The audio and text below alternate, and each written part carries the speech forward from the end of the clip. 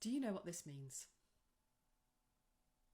It's the one side of the corner going up, not both sides, because that would be a smile, but it's just the one side going up. And that means that the person is feeling superior, or the person they're directing at is less than in some way. It's a really interesting one to watch out for in relationships, because it tells you that the person is feeling quite disrespectful, actually. So if you see that in your partner, it's not my fault, I didn't create that, but if you now notice it, it means there's some work to be done on the relationship to get the respect back there. And if you're on a date and perhaps it's very early days and you start seeing high levels of this, it might be time to reconsider your options. It's an interesting one. Job interviews, if I see it in job interviews, sometimes I help my clients recruit. If I see it in job interviews, the person often feels they're better than the role or better than the manager. Either way, they're going to be a nightmare to manage. So start watching out for this. It tells you a lot. Yeah, and you can take a picture if you have problem with your knees or your foot. You can sit over there. There is a high seat over there. And now take your time. Jesus revealed the secret to immortality in a gospel once banned by the church called the Gospel of Thomas. It says, "These are the secret sayings that the living Jesus spoke, and he said whoever finds the correct interpretation of these sayings will never die." In this gospel, Jesus says that when you understand this secret, first you'll be shocked, then you'll be amazed, then you'll rule over everything. But how is that possible? Jesus reveals that the religious leaders who say that the kingdom of heaven is in the sky are wrong, that it's actually inside of you and all around you, meaning it's a realization and a state of consciousness. He goes on to say that when you understand what he's saying, you'll become him and he'll become you. In other words, you'll become divine. Jesus explains that when you look within, you'll discover that you are God. This realization means that your true self is immortal. Your body can still perish, but what you actually are is eternal, divine, and limitless. And since we are all God, the entire universe is our kingdom to rule. Heaven is right here in front of us, and it's up to us to create it. Safety first before fighting. You have to be somewhere where... Even the idea that you have to suffer in order to deserve, the universe will give you more than enough opportunities to prove that point to yourself. And thus, the universe is supporting you in your strongest belief. But if you believe that you do not have to suffer in order to know you deserve to experience ecstasy in your life, then by all means be that vibration, and the universe will be equally able to reflect that to you, because it is always supporting you, and it never has stopped, and it never will. You are always supported, even in the belief you are not supported. The universe will support your ability to believe you lack support. That's how supported you are. In an infinite universe, anything is possible, and everything is allowed, including the ability to not believe in yourself. That is true support. You truly have freedom to choose. So choose what you really prefer. Nothing will hold back the support of the thing you really prefer any more than it held back the support of the things you don't prefer. The universe, in that sense, is not biased in any direction. Not at all. Whatever you say goes. The universe will support you utterly, totally, always has, is now, always will, without fail. From moment to moment to moment to moment. Doesn't give up. Never does. So, support yourself, and you will see that the universe supports you.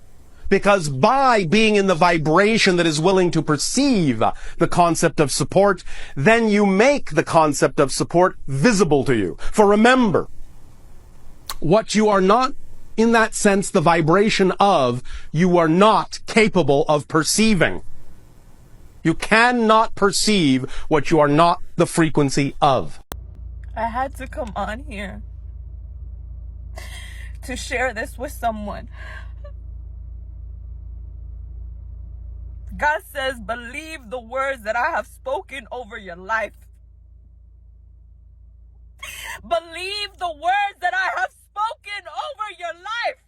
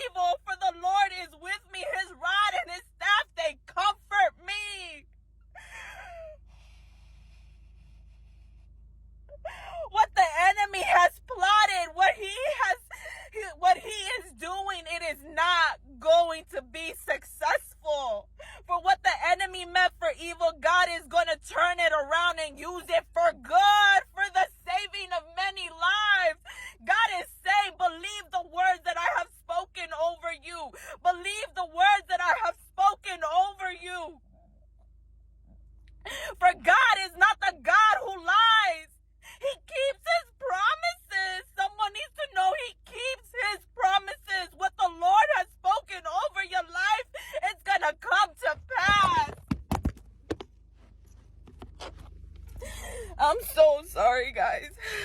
But someone needs to know this. Crayfish for everyone. Oh man, what? Wait, hey. Oh, these are alleged images released by the Vatican of from the timekeeper of what looks like the Tower of Babel. Back then, oh, this is crazy. My friends, look at this. This was made at a time when all earthlings had united and they decided to build a tower that would reach God. But you know, God is mighty and is the one that created humans. And I was seeing them do this all along, and He had given them time. Maybe to repent and realize that maybe they would. God is so powerful and they would reach up there and find that God is not there, He is everywhere, He is inside them. And they would now wonder what's up. My friends, you see, unity is one important virtue in this life. These guys, because of unity, were able to create a building that could fit the whole people of Earth back then, you see? And they did it together. Oh man, this is unbelievable. Look at all those people there working together. Oh, this is awesome, man. Good people of Earth. We should all unite also. But this time we unite to spread the message of love, peace, because God, after all, is within us. He's in every one of you. Me, you, my friend, your friend there, your neighbor, everyone. God is in everybody. Look at this dog here. Hey, they feed on cabbages. Oh, these are vegetarian dogs. Oh my God. These ones we can stay with them. These ones are good. My friend, come and see some dog here. You see, our dog is sugarcane. I thought that was weird some time back when I first saw it do that. That must be an original cabbage. Oh. Those fake ones. This is the original one. You see, English people, I saw you also have fake cabbages. Dogs cannot eat those ones. The dogs realize real stuff. Wow, they are munching on some cabbages there. Salad for their day. Good vibes. These are dogs that love to stay healthy, you see? These ones cannot even have heart disease. Because cabbages is good vibes for life. This dog, look, they look even healthy. Everyone there with their half, feeling nice, man. Is this their choice or they were made to grow up like this? I would like to know. I wish you could have some interview with the dogs there and hear what they have to say. Now, how would we know anyway? Good vibes, people. Much love to everybody from wherever you are. If you have a dog, tell us. People saying that dogs can recognize that humans and dogs are different species. They look at humans and they think, "Ah, how cute," but they know that I'm not. He knows that I'm not a dog. But cats don't do that. Cats think that humans are just really big, incompetent cats. They go on to say that cats think that humans are also cats. They just think that we're really incompetent. Like when we go to work and come back, they assume we've been off hunting all day and we didn't bring anything back because we're just bad at hunting. We're bad at being a cat. And first of all, I don't know how they could possibly know that because it's not like the cats have told them that's what they think their owners are off doing. And also, I've seen those little cat cam videos on here, you know, where people put like a GoPro of some sort on the cat's collar and then it records their adventures for the day. Those cats are just hanging out with other cats. Those cats are just going for little walks. They're not hunting all of the time. But I have still taken all this information to heart enough that I think, well, when I get my cat, I'm just going to keep treats in the car or like wet food so when I come home, I can feed them and they'll think that I'm really competent. They'll think that I'm a good hunter. Why do I care about the opinion that a fictional cat holds of me? I've got a whole plan and I'll do it too. My center console will just be full of cat treats and little mouse toys that I can spray with catnip so that when I come home, they'll think that I did a really good job that day. I just want them to think I'm good at being a cat. I have a question about fear and trying to, I guess, remove your fear to move on to the next step. Well, you transform. In other words, listen, you are a 100% energy, all of you. You only have one energy. When you filter that energy through belief systems that are in harmonious alignment with your true self, you experience the sensation called joy, love, passion, excitement. When you filter the same energy through belief systems that are out of alignment with your core self, you experience the same energy in the sensation you call fear. So fear is a friend that tells you, hey, You're filtering your energy through belief systems that are not what you prefer them to be. So I'm bringing them to your attention through the mechanism called fear. It means you have a misalignment between your belief and what you prefer in your heart, in your core that you are. So the fear is like someone knocking on the door saying, "Message, sir, you have a belief that doesn't work for you. This has been the fear delivery service. Thank you, fear. Here's your tip. Have a good day." Now you're no longer afraid of fear because you know fear brings you information you need to be more of yourself. Have you seen the city Centuripe in Italy? A lot of people have sent me this, but I wasn't going to do a post on it because I had already seen people point out the fact that it looked like a giant petrified giant. But then I noticed something a little different. Noticed something that looked familiar to me somehow. And does that look familiar to you at all? Think cartoons. Think cartoons with a big blonde swoosh in their hair. Are you seeing it yet? How about now? Do you guys remember Johnny Bravo? Johnny Bravo from the Cartoon Network, who just happens to look exactly like this city of Centuripe? Literally down to the way the arm is curved and flexed and shaped. And I was just saying this yesterday, that I'm pretty sure that a lot of the cartoon characters and characters in movies they make are coming from real life. Real life from our history and past that they just kind of keep hidden from us. If you haven't seen my post on how I found this thing near Antarctica, and, well, hopefully you see it.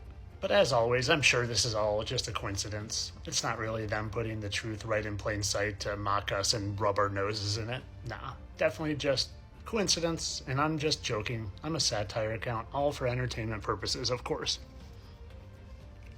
Have you ever been in a situation where you tell somebody something, the truth, and for some reason, they just don't believe you? Like they refuse. They refuse to believe what you say. They are in denial about the truth as long as it comes from you. But then someone else says it, and all of a sudden, they believe it. Have you ever had people who would just not listen to you, and then later on, they find out you were right the entire time? Now, don't expect these people to give you credit. Don't expect them to even acknowledge it or even tell you. You just find out in some other way later on. They don't give you credit for when you're right. They don't want to acknowledge the truth because it comes from you. The mysterious thing about $2 bill. Let's see. Something that nobody can explain to this day. Look at this. English people, we are talking about your money today.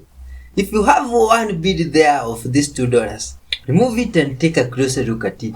Look at these guys. Why are they all sitting like this? Do you have any explanation for that? Oh my God. Do you see anything weird there? What? Wait a minute.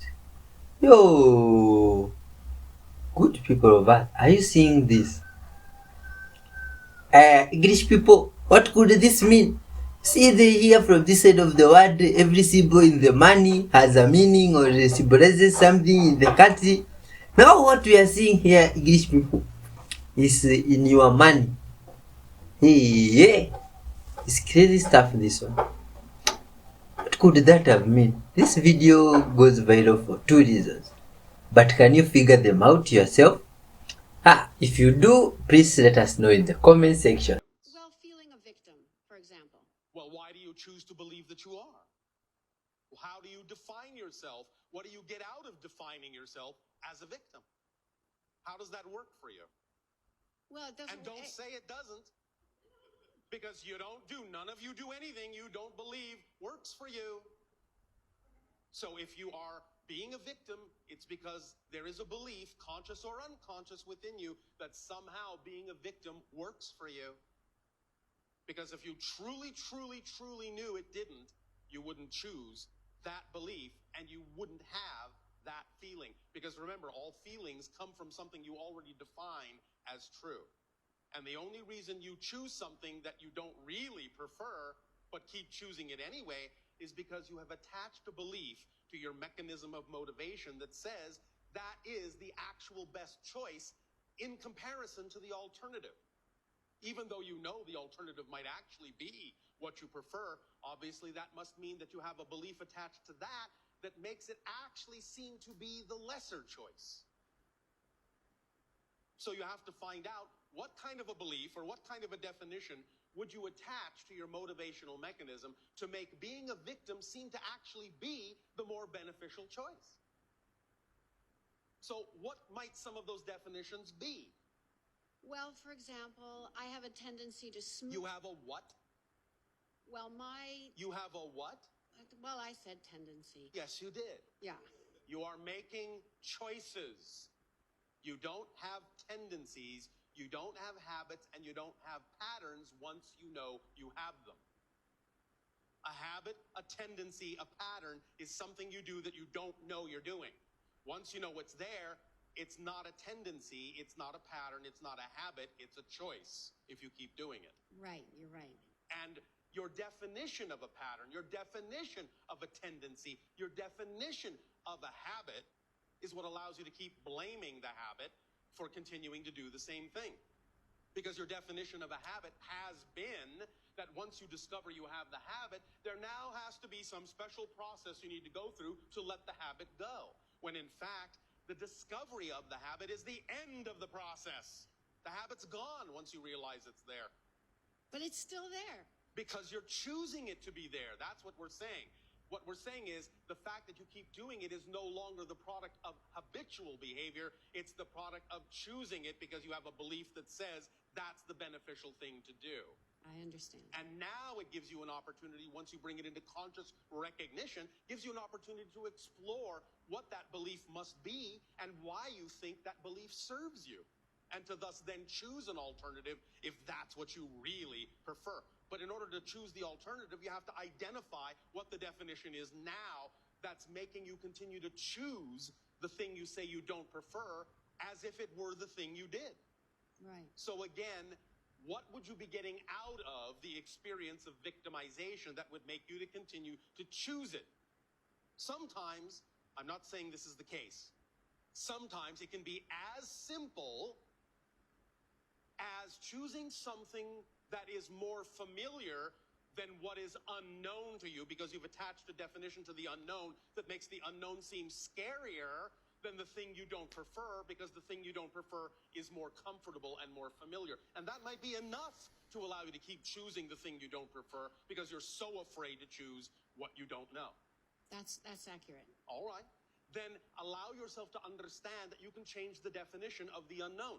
Because there is absolutely, I guarantee you, there's absolutely nothing you will ever discover in the unknown that isn't simply more of yourself. You're the only thing that inhabits the unknown. That's it. So if you're afraid of yourself, you won't go there. But if you're not afraid to be who you really are, you will go into the unknown with open arms, knowing that the unknown is nothing more than an exciting adventure of discovery of more of who you are.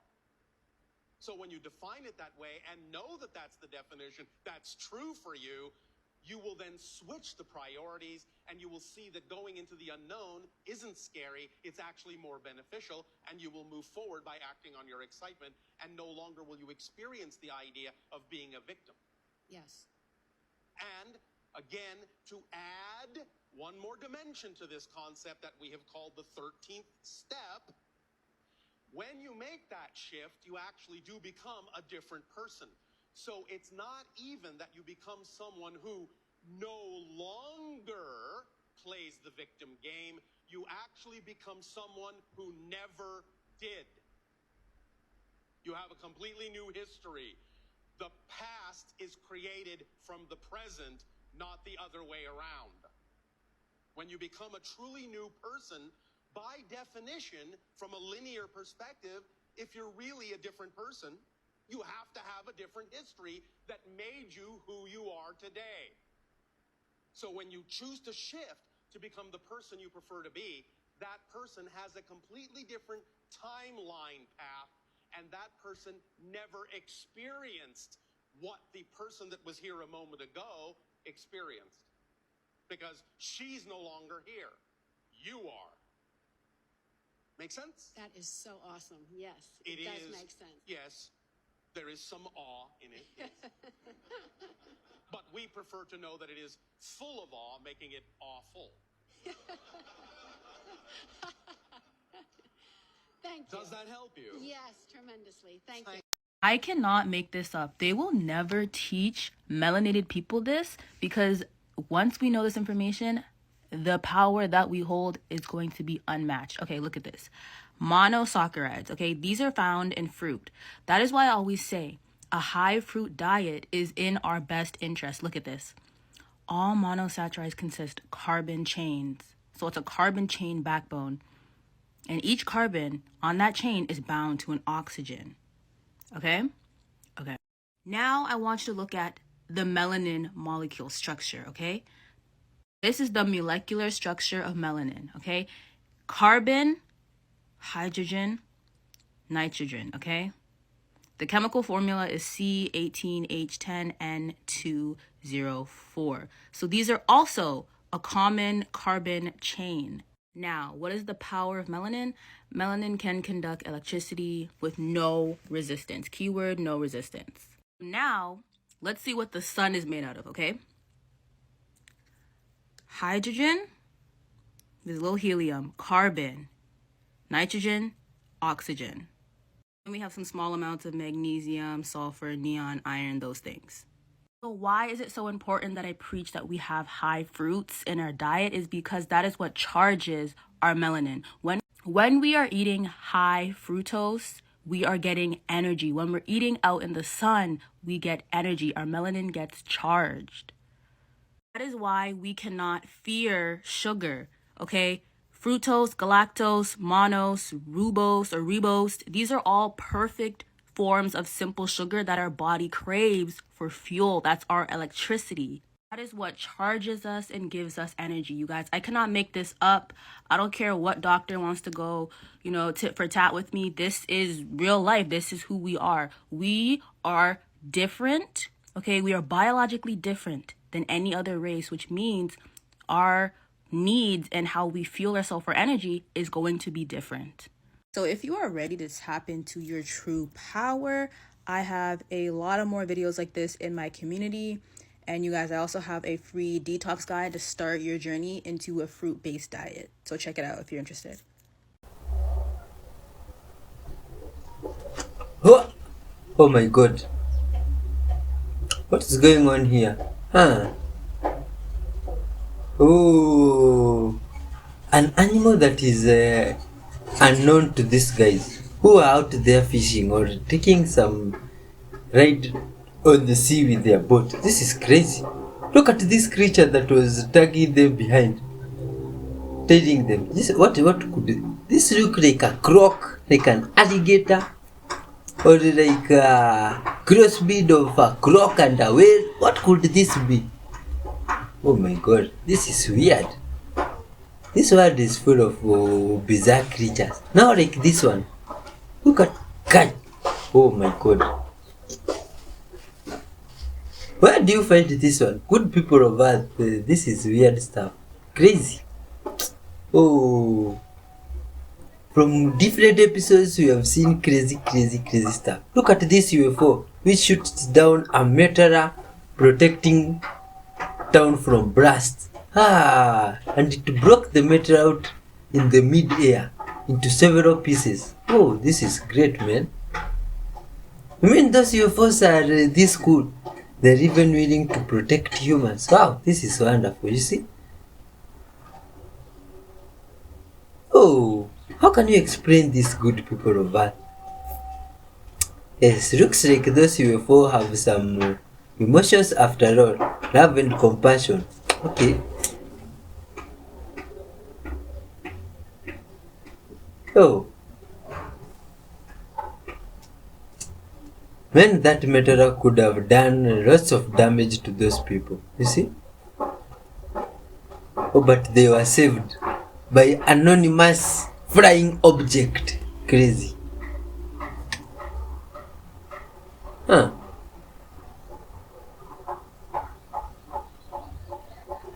Oh.